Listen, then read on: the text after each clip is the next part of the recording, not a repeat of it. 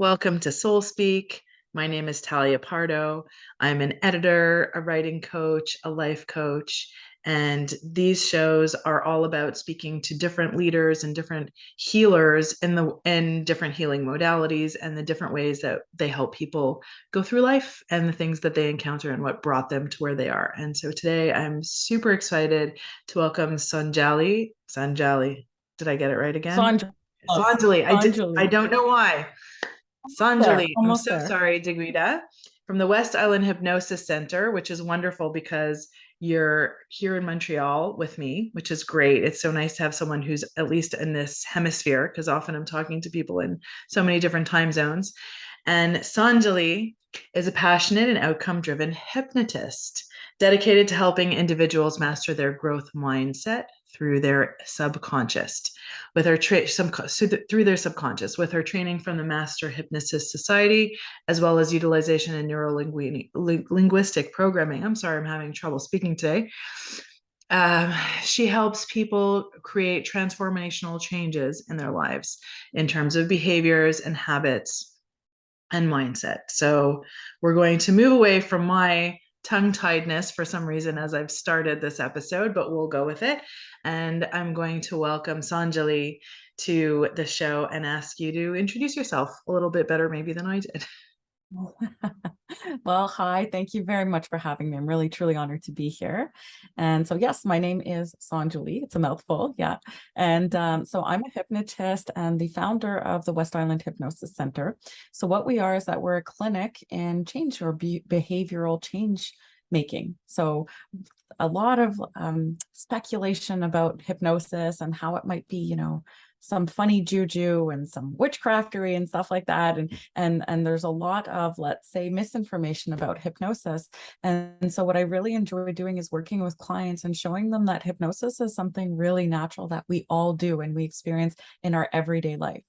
And so clients come to me to quit smoking, to lose weight, to make personal changes in habits, such as like biting their nails or pulling their hair, picking their skin, to manage fear. So it could be fear of flying, fear of driving on a highway, fear of, throwing up, fear of fainting, fear of spiders, bees, whichever, to work also on relationships. So some people come, to manage like their anger in a better way, for sleep improvements, a whole host of things. So hypnosis really helps people answer, I want to get to a place, like I want to do this, but I don't know how. So it's a common, let's say, application of this would be, don't be stressed. Just don't be stressed. You shouldn't be stressed. And to which the recipient will kind of say, like, yeah, I know I shouldn't be stressed, but I don't know how to unstress, right? So hypnosis helps with this. And so our clients really have the opportunity to kind of try different techniques and stress management and take it home with them so that they can practice it forever time. So there really is a beginning and an end to the sessions. So it doesn't like go on for a long period of time, but it's extremely effective in change making. So It sounds amazing because it really seems to be able to address the wide spectrum of issues that people deal with in their lives. It's not just for, like you said, the fear of spiders or the nail biting, but also maybe the bigger issues that they're coping with. And so I want to ask you to talk about yourself and how you came to be a hypnotist, but I also want to hold that question up either before or after about whether the impression, like you said, of how people's impression of hypnotism is it in my head, the visual image that always comes up is, on stage, the entertainers who are like the 1, 2, 3, and you're asleep, and now you're gonna dance like a chicken kind of thing. Is that the process, like the technique that you use in hypnotism? In a less entertainment, Well, setting. yeah, so different types of hypnotists. So you have clinicians who have extremely clinical applications, right? So let's say pain management or in dentistry or during surgery, right? You'll have your lay people people. So I would be considered a lay sort of hypnotist. And then you have your stage performers. Okay. So they're very different in their applications, right? They do have some, basis, common basis to them, but they're extremely different, right? So that's like the first question I would say clients would ask when they come in, like, are you going to make me do things, or can I be made to do things that I don't want to do? And I say, hey, listen, you're not going to bark like a dog or cluck like a chicken if that's what you're asking. Like, we're very outcome driven. That's what we're focusing on. But if you want to bark like a dog or cluck like a chicken, hey, we'll do sure, that. why? Yeah, right. But it's really focused more on an outcome that you want. So when you think about it, people who go to a stage hypnosis show, they're there to be entertained. So they're really, they have a buy-in that's necessary to make that happen. And so do you bring people in your process deep into a meditative state when you're working with them? Or is it a more dialogue-based process? So yeah, there is like a lot of, let's say, convergence or similarities between meditation and hypnosis. Okay. So meditation really, so I have a lot of, like, let's say, yogis that have come to see me, or people who are, yoga instructors, or people who are avid meditators. Right. And so the thing, what's really nice about meditation is that people who get into it, it's like a vacation from everyday life, right? Because they're hyper focusing also on something else that's not their everyday life. So it really does feel like a vacation, right? So I'd say the difference between hypnosis and meditation is that we use hypnosis as an avenue, or let's say like a road to achieve a destination. Whereas like meditation, we could call it maybe a distraction, right? But it's not necessarily resolving something that you want to resolve, or changing something you want to change. But it is a great break, right? Right. So, yeah, no, it's a good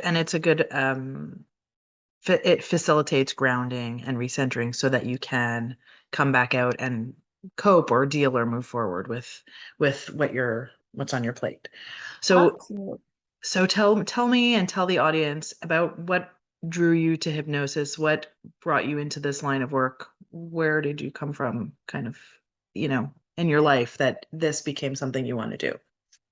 Yeah, so my previous life, as I call it, so it's almost like my second coming now.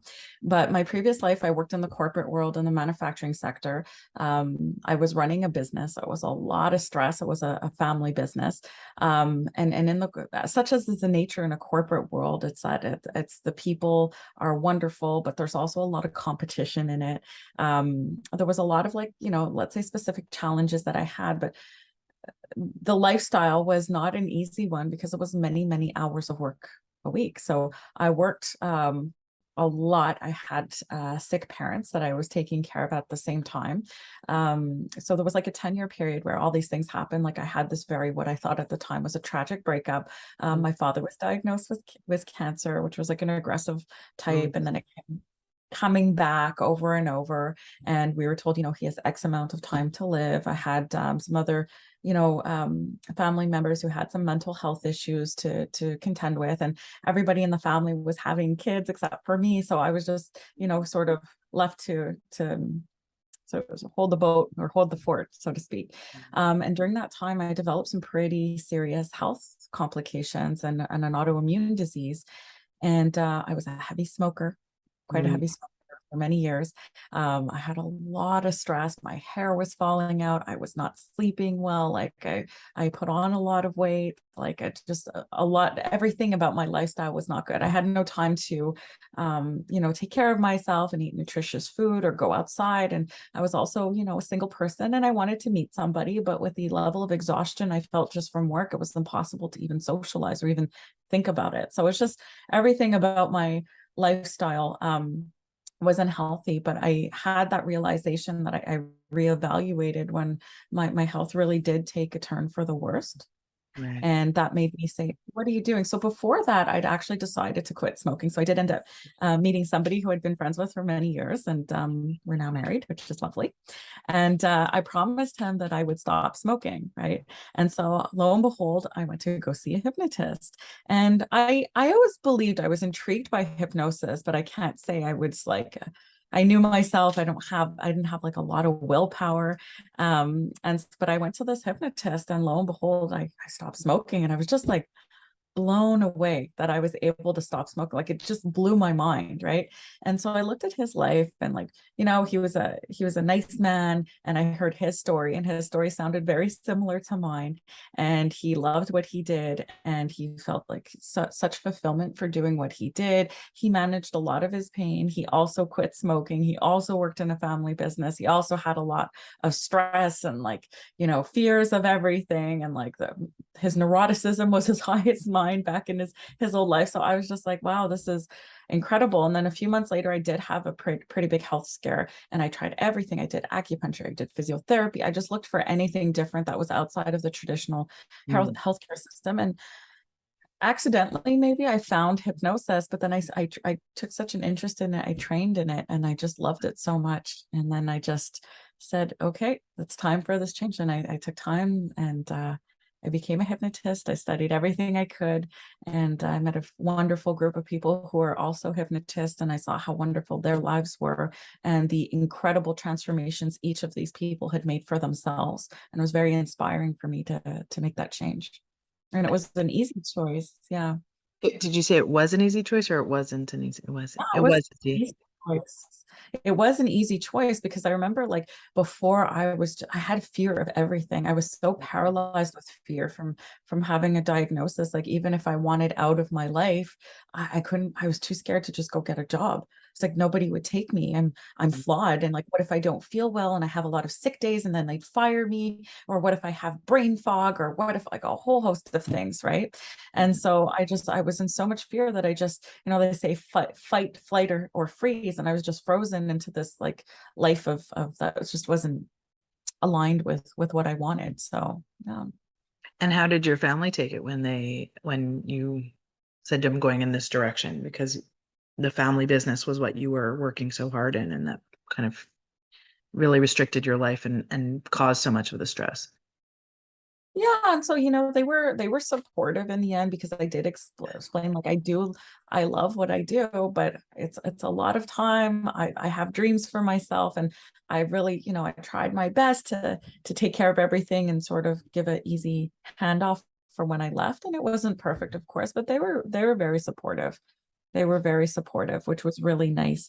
And they still don't understand what I do. And like anyone, they they think it's a bunch of, mumble schmumble, if you will. But no, they've been quite supportive in it, and they don't understand a lot about hypnosis, but they know that it's what makes me happy. So they have been supportive. That's wonderful because it takes a lot of courage to also be able to break out of those structures when we're so entangled with family and there's a lot of family obligations and pressures. So you obviously saw the benefits and were called to change your life, right? You went through such a difficult time. It's so interesting how this, what you went through and your trajectory is so similar to those of us who are finding that we need to change our lives in a drastic way sometimes, that the way we're living is so unhealthy. It's often like a 10-15 year period where we become mired in these patterns that end up just making us sick, right? It's so hard for us to find the answers until we realize the answers are outside of the structure box that society as we've placed ourselves in, and it takes that faith and that courage to step out of it and say, I'm going to seek it outside because I want to feel good. I want to feel healthy. I want my life to benefit me, and I want to find my joy, right? And do things that light me up. Yeah, absolutely. And unfortunately, this usually happens when there's an extreme circumstance, like something major in your life happens, right? Like a breakup that was tragic, or a health scare, or somebody close to you might have had a health scare, or whatever can happen. It's not usually like, okay, I could do better. I'll just change it, right? We get comfy, and comfort is such a terrible addictive drug for all of us, for a lot of people, right? So Well, it's really learning to get out of that. Yeah. yeah, Yeah. well, and comfort is comfort I find is bounded by fear, right? Because Mhm. to step the ego is afraid of stepping out of the comfort zone. The ego wants to keep us, the way I understand things, the ego wants to keep us where we feel safe and familiar. Even if it's not healthy for us, it's familiar, and that means safe. And so we stay in the comfort zone of what we know. And then we become scared, like you say, you're scared to step out of that. You're scared to try something new. What if you fail? What if it doesn't work? What if people are upset with me for it? Those fears keep us locked within the comfort zone as well. Yeah. From even sometimes contemplating stepping out of that comfort zone, it's hard to even to consider it. And then, when you recognize everything is founded on the fear platform, right? And it's all intertwined. Somehow, for those of us who can do it, it's really an incredibly liberating experience that we find how much, and we're able to look back on. And I'm saying this also from, my own, what I'm relating to so much in my own journey is that you look back on it and are kind of a little bit amazed at how unhealthy, right? And or how, destructive the life you were living was to yourself. Right. And that's when you come to those crises of health or, relationship breakdowns and things like that, that you look back and you're like, how did I think that that was what I needed to be doing? Or how did I justify that to myself? And it's a Yeah. relearning process of relearning the structures of what life needs to be for you, which is different from what it needs to be for me, or, but there's Exactly. Yeah. similar values around it. Absolutely. And when we're in fear, the way like a lot of people can get, it's like you're getting chased by like a saber-toothed tiger all the time. So what's really interesting about hypnosis is that it can sort of answer the question or put into perspective of, if you didn't have the fear, how would your choices be different?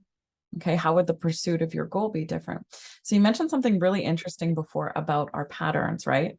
And so what's nice about hypnosis is that it helps us get out of our patterns or our habits even, right? So we have this if we're to sort of put it at its root, like everyone has something they're very unconsciously trying to prove themselves, and sort of like their profile, and they can have more than one, but one is usually dominant, right? So you have people who are freedom minded, security minded, membership and group minded, right? Self-expressive people and competency minded people. Okay. And so let's say a competency minded person is really trying to prove to everyone how smart they are. Right. So these people Right. might be like professors or something that teaches, right, or very highly academic. And you have your self-expressive people, and they're really trying to prove how unique they are, right? And so and there's times where all of these patterns are super useful, and there's times where less is, right? So their outcomes, for example, might be sort of shadowed by the fact that they need to express themselves, and that's more important than an outcome. So popping out of that pattern might be useful. So the people who are group and membership, they tend to be very rulesy. So, for example, if you see a gang, a motorcycle gang, like going down the street, they're actually really group and rulesy, right? So they I like need the that. group, that's what really drives them, right? So Right. it's unexpected, but yeah. And then you have like, security minded people, and these people like to feel safe and comfortable. They'll typically work in like a corporation where it's safe, where you have your benefits and your 401k and whatnot. And then you have your freedom minded people, and these people want to prove to everyone just how free they are. Okay, so these people tend to be more entrepreneurial. They might also be real estate agents is a great example. So they tend to jump from one thing to the next. They need pressure to perform. Okay. But sometimes this could impede for what they want. So, for example, like I was working with a real estate agent not long ago, and he was having some relationship issues. And so, if we got to the root of it, his pattern of being so freedom minded, he associated a relationship with being like in prison. And so, to show him ways that this is not the case, right, is that you can have a healthy relationship and still be free, and you can still, go out with your friends, and you can still have your career, and you don't have to be staying at home watching Netflix every Friday eating potato chips. It can be much, much more than that, right? So helping people pop out of these habits, and people don't even realize it, right? Like it's just sometimes it could be, and we could be like, freedom minded about some things and security minded about others. So women, for example, who like had a divorce and it was tough on them, when they go back into the dating game, they might be either extremely freedom minded or security minded. And if they're security minded, the next partner they might choose might be somebody who just feels completely safe, right? And so while that feels great at a time, if they fast forward it, let's say 10 years down the line, it's like, was my goal, I do feel safe, so what's next, Right. right? Right. So it's very interesting to see how we interact with these and how they affect our everyday lives. Yeah. That's incredible because we are also multi-layered and sometimes don't even understand the underlying motivations behind what those patterns and what we're doing. Mhm. And everything you're saying, I'm as a life coach and in my training as a life coach, I feel so um not even like very connected with your principles in hypnosis because it is very outcome based. We do look at the reasons behind things, but also make sure not to mire in the why and why did this, the past, but to find the tools to move forward and change the Mhm. behaviors and change habits. And so it's so great to find that there are different ways that might suit different people, right? Some people might need that hour of talking, right, of in coaching sessions. Some people might feel more inclined to work in the hypnosis with you in that it's a different process that brings them to similar places. So Mhm. that's one of the things I love about this doing this show is I get to meet different people who they just bring people to better places in their lives and help them along, right, and help them learn how to do that for themselves in Mhm. ways that every different things work for different people. Mhm. So in your work, um, tell me more, because you've also done neuro-linguistic programming. And so do you find that you layer that work with your hypnosis with clients, or do you find like on a case by case, like, maybe tell us about how that interplays with the hypnosis. I find I find them incredibly complementary. I couldn't imagine doing hypnosis without neuro linguistic programming. So I didn't even really understand what that was before I got into it. So I just happened to found that community of hypnotists where I did my training, and everyone was saying another training that was offered was neuro linguistic programming. And so I was like, okay, everyone talked about it. Everybody loved it. Everyone just raved about the changes they made just during the training. So I did it myself, and it's mind blowing. It really is great for change, and quite rapid change. So that integrated with the hypnosis is just like an incredibly powerful tool. Yeah. And like a lot of people don't know about neurolinguistic programming, but it actually happens again unconsciously all the time. Like people are experiencing all the time. So one of the things I teach pretty much every client is called an anchor, or how to program their own anchors. So recently there's been a lot of talk about neuroplasticity, right? Or rewiring the brain, right? Yeah. And they're making it more scientific now. So which is really special because more people will buy into it, right? That it is something that can change. So basically an anchor, we experience these all day, all the time. Okay. And the most common one everyone would see is that their parents set off the most anchors, and your parents could be delightful or your parents could be more difficult or somewhere in between. But it's true that when you see somebody who's like really mature, very emotionally mature, but for some reason around their parents just Mhm. can bring out this childlike behavior in them, and it's just something that's anchored into them. So to give another example of an anchor, um, let's say you remember uh, when you graduated high school, there was a song of the summer.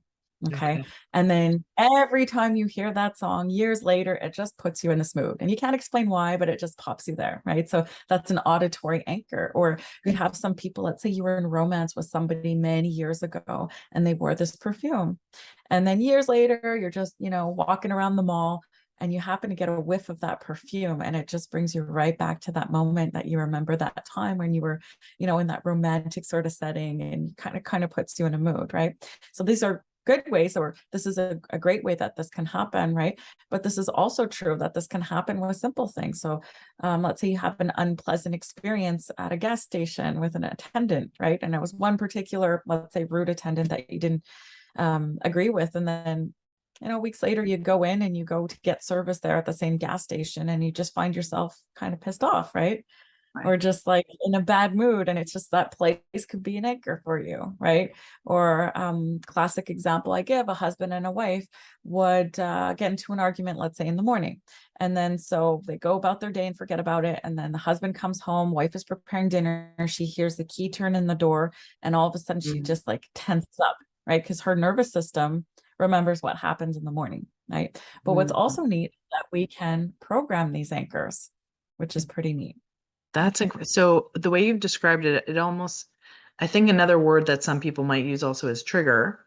But it's Mhm. interesting in the implication that anchor and trigger have, right? Trigger feels much more um explosive, Negative, or yeah, negative. it Yeah. has a, it's, we don't often hear talk about like pleasant triggers, right? But an anchor is different also in that connotation of pulling down, grounding, seeding that reaction or that association. So Mm. it's I like that. It's a novel, different way of referring to a similar concept. So how do you Yeah. Yeah. use neuro-linguistic anchors with your clients? Well, it's actually quite a simple stage, and we can actually do one right now so that you can actually get Oh, that'd firsthand be fun. experience of what All it's right. like to have an. Okay. So my first job when clients come to my clinic is to get them out of their heads. So Mm, have some people, especially if they're competency minded, they tend to be like really in their head and they're thinking about things before they do anything. And when that's the case, they don't get the experience they need because it is very experiential okay. hypnosis. It's really getting into it, being in the here and the now, and really processing things and really getting in touch with your body, with the way you feel, with the way you see things, the way you hear things. Okay. All of that is important. The nervous, really working with the nervous system. Okay. So for you, just to make sure we can just start up by just loosening things up. Yeah. Mhm. Good. And notice how just the movement is such a powerful thing because like if I'm even just looking at you moving your shoulders for 3 seconds, it's like your whole face changes. Right. Right. Yep. And so when people are in movement, they just pop out of their head automatically. Right. And Yep. so when that happens at the clinic, I'll have clients like even juggle balls because to get them out of it, and I'll say, you juggle, I'm leaving, I'm coming back in 2 minutes. Okay. And it's almost like I come back to a different person, right? They're just Mhm. like Sure. people are smiling, they're more relaxed, they're more into it. Okay.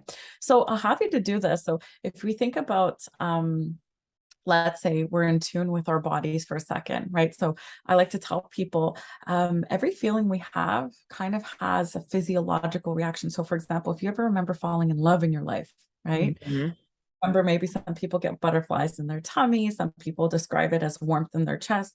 Or if you imagine having to speak in front of 30,000 people, like I say, okay, you know what, Talya, in 3 minutes you're going up, there's 30,000 people outside, I want you to give a speech. You might go, Right. right? Right. Feel like this punching in your stomach Oh, for a tense. second. Yeah.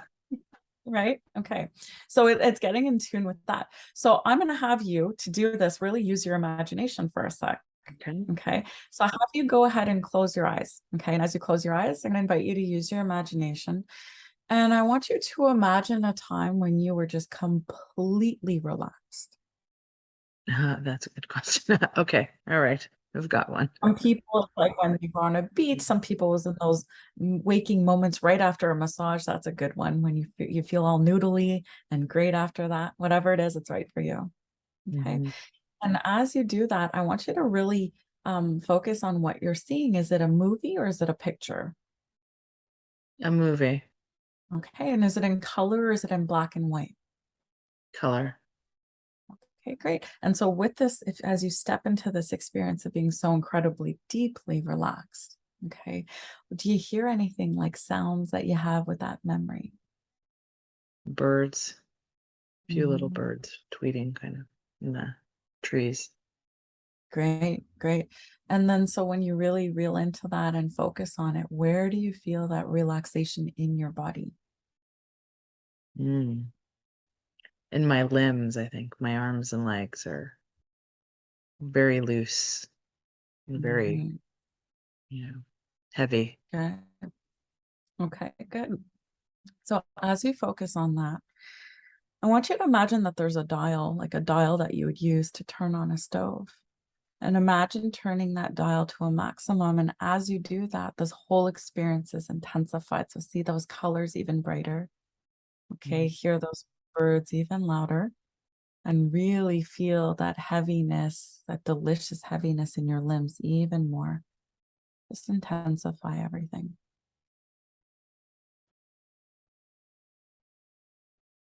Good.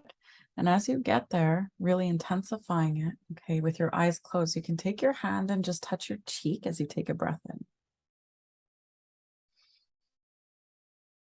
And let go. Good. And you can open your eyes. Okay, so I'll just invite you to just look left for a sec and then look right. Great. And then I'll ask you, what color's your front door?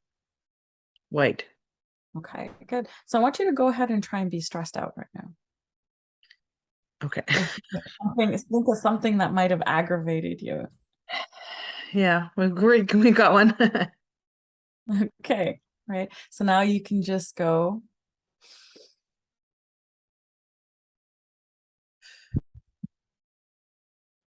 and notice how instantly it's different.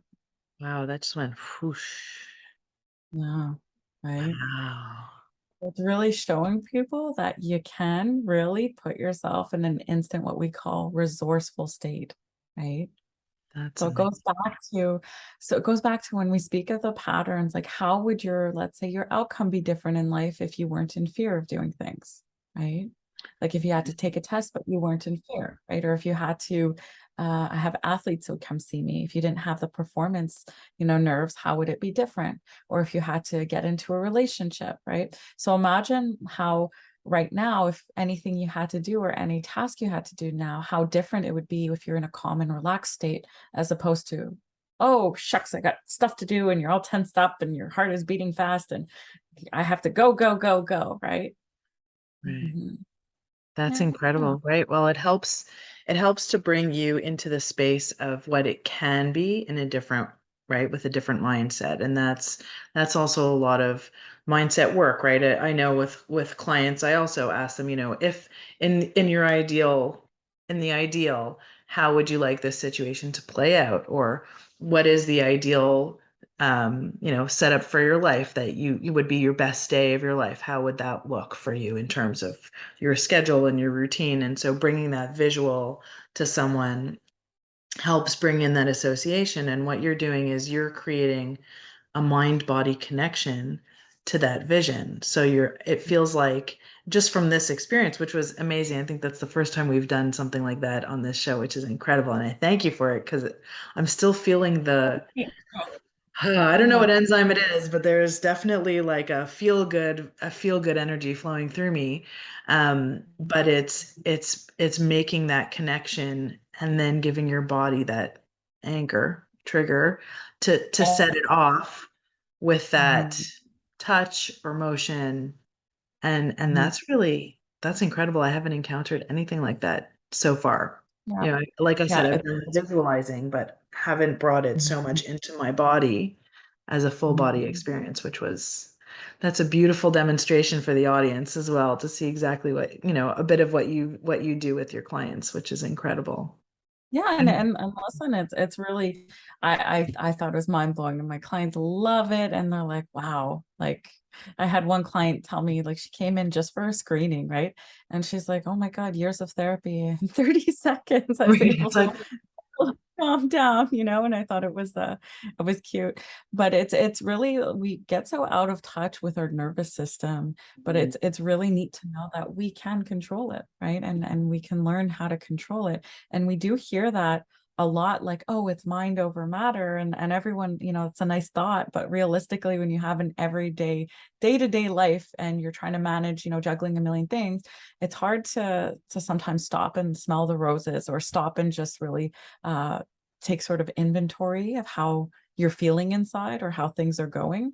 So it's really, I find it's really, like, people in change work, it's really useful to have, a coach, a guide, somebody to just say, hey, let's take a step back and look at the big picture for a second, because it's too easy to get caught in the weeds, right? So it's and learning the tricks along the way are just incredible, really Oh, incredible. I mean, in my own studies for life coaching, I've learned so much myself. And I really believe everybody needs a coach, and coaches need coaches. And, it's just, we always need that support in helping us step outside of ourselves to see things from a different Mhm. perspective.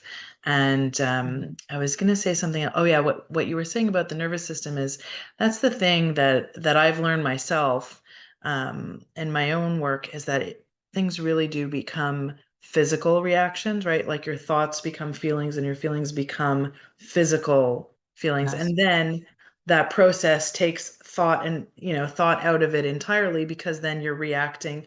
It's your physical body that reacts to something that generates the feelings and thoughts, and then you're in this loop. Circle. Yeah, right? That absolutely. you can't control the physical reaction. So addressing that is really is so amazing, you Oh know. yeah, and to think like, so I have a lot of clients that come in for stress management, right? Mhm. And stress, and people don't believe it. It's just very abstract, almost like a religion or something spiritual, is that it's there, but you can't always see it, the stress, Mhm. right? And so people have to come to terms that the stress can create physical ailments, right? And so you have high blood pressure, low blood pressure, heart conditions, migraines, blood sugars can spike, insomnia, just random pain, right? Like even my clients who come in for pain management as well, is that when you take a lot of stress away from them or show them how to manage the stress, it instantly makes a difference in their physiology, which is pretty incredible. Oh yeah. Well, that's part of for my own experiences because I've been struggling with adrenal fatigue, and all the different hormone imbalances. It's been a long 10 years that have brought me here where now, there's insulin sensitivity, there's estrogen dominance, there's cortisol, too much cortisol there, and all of that has wreaked havoc on my body. And all of that was from living in a world of stress where what do you mean I can get by on 4 hours sleep? 3 hours sleep, it's okay too, because I have to finish the laundry and I have to go to work and I have to take care of my kids and I have to try and have a life. And we feel all of these obligations that we've put on ourselves, like you experienced as well, right? We have all of this that we're trying to manage, and stress is secondary, and it really actually needs to be one of the primary things we recognize. Like I've shifted my life into if it's causing me stress and I'm getting better at catching it sooner and sooner, it's a full stop. It's a full Mhm. stop. It's going to wait. I'm going to reevaluate how to manage it, and to manage accomplishing whatever's being demanded or asked of me. But the minute the stress starts to build, it's just everything has to come to a stop. That's been my like kind of approach to it, because otherwise you get so carried away that the next thing you know, you're back in stress mode, your body's suffering, your mind is suffering, and then it's a recovery period to pull yourself back out of it. Mhm. So stress management is really the underdog or understated issue in so many people's physical ailments that we're treating the symptoms of. We're treating the insomnia, we're treating the weight gain, we're treating the blood pressure, often, very Western medicine with medications, but the root cause of it, if that can be alleviated, everything else, it takes time. It takes a lot of time because it takes a lot of time to cause those problems, right? You can live 10, 15 years running that till the physical reactions even start. Yeah, But absolutely. Yeah. but once you can address the root cause of it and have that mindset shift, a lot of that other stuff falls away. 100%. So I had like a client who came in for sleep improvements. Okay. And he'd been suffering with sleepless nights, like I'm saying, 2 hours of sleep for about 10 or 15 or 12 years or something to that effect. He had two small children, he was running a business, and he was just like fed up, it gets it's a lot on the system after a while. And he's like, I can't even be in a good mood around my family because I'm so tired, I'm just grouchy all the time. And he was put on some pretty heavy duty, like, I don't even want to say sleep pills. They were like horse tranquilizers almost, or similar to what like horses would use to tranquilize them, and all this types of medication that he didn't necessarily need. Like it was a side effect, was they would maybe make you sleepy, but he was Uh, prescribed medication not targeted for what he right. had so many. So what was interesting was, like, through hypnosis, he resolved a big stress in his life that had happened years ago, which it was unresolved, sort of a relationship, right? Okay. That he needed to resolve and close off, and then manage his stress from work. And after that, he's like, he was just astounded. He's like, I could sleep for the first time in, like, 12 years. It's something, right? But these Huge. things unconsciously, can you carry them like a monkey on your back, right? And again, they can manifest in a bunch of different ways. Yeah, and so many of us struggle with it, and it's so amazing that you're out there helping people change that for themselves, really giving them alternatives to the conventional Western approaches to healing, right? And I could talk to you all day about this, I think, and share with you. We're coming, I think, to the end of the episode, so I think maybe this is a good place to turn the discussion to, first of all, thank you. Thank you so much. Thank I really enjoyed this conversation. You're wonderful, and I hope that we can continue to talk and maybe have another episode down the road, because I know you have so much more to share. Oh, That's yes, yes, I'd love that. absolutely evident to me. I'm going to ask you, so I asked you about bringing a book title to recommend, because I've created a guest recommended book list on the site bookshop.org on my storefront. And so every guest recommends a book for any of our audience who wants to follow through with things that might have inspired or, enlightened you. So if you have your book to share, I'd love that. So I'm a member of the Master Hypnotist Society, okay, and I have a compliant clinic. So we call it Master Hypnotist Society Compliant Clinic. So we do have readings that were sort of mandatory, but I'm just very fortunate that they're awesome and they're incredible. And I actually use a lot of the materials to teach my clients, either when I do an online session or in-person session. So the first recommendation I'd have is called Heart of the Mind. It's actually a simple book in Neurolinguistic Programming, and it covers a bunch of themes in a very simple way. You don't have to be a specialist in any way to grasp the concepts, and it tells you how to do it from reframing an incident. But every chapter, which there are how many? There are 21 chapters, covers a theme. So there's one, for example, on parenting positively, letting go of healing traumas, okay, to allergic responses, to making decisions, to getting over feeling shame and guilt all the time, okay, to a naturally slender eating strategy. So a bunch of them using neurolinguistics programming. It's so powerful. My clients love it. And a lot of the teachings are based on stuff like we might go a step further, but it's just incredible. And you could buy this on Amazon, and it's really not expensive. I think my client just bought it the other day. It was like $18, so not much, but incredible learning in this. Thanks for the buck.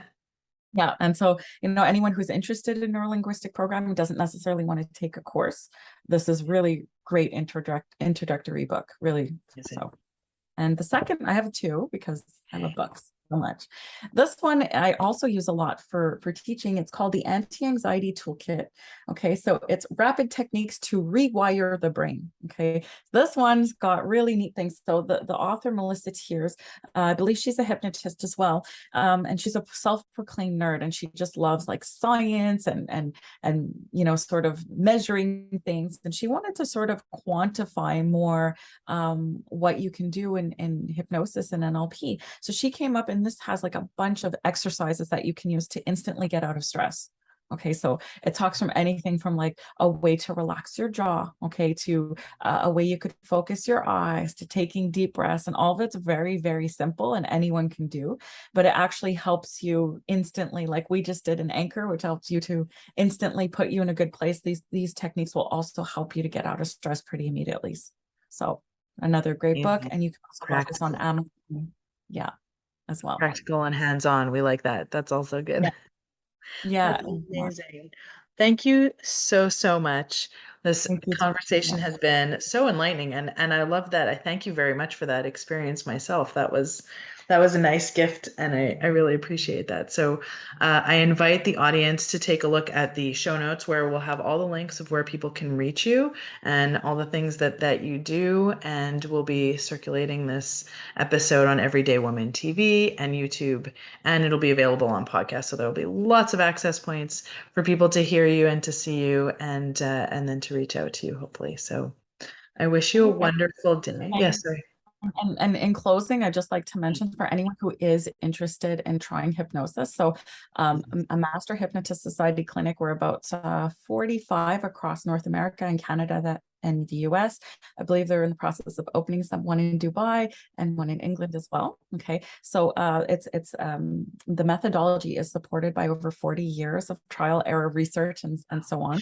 And these clinics do offer a free hypnotic screening. So this is a great opportunity to meet directly with a hypnotist, have all your questions answered, and see if hypnosis is for you, to see if we can take you as a client. So you can reach out to any of those. And if you'd like more information on me, of course, Talya will include my information on her notes, as you've mentioned before. Definitely. And thank you for that at the end. That's very helpful because I know our audience is from around the world so that they'll have many access points to find resources for themselves. I thank you again. This has been wonderful and so enlightening. And I look forward to having you on again and continuing to share and communicate with you. So thank you. Thank you. I'm honored. Thank you so much. Thank you. Have a wonderful day. And you too. Thanks so much, Talia. Okay.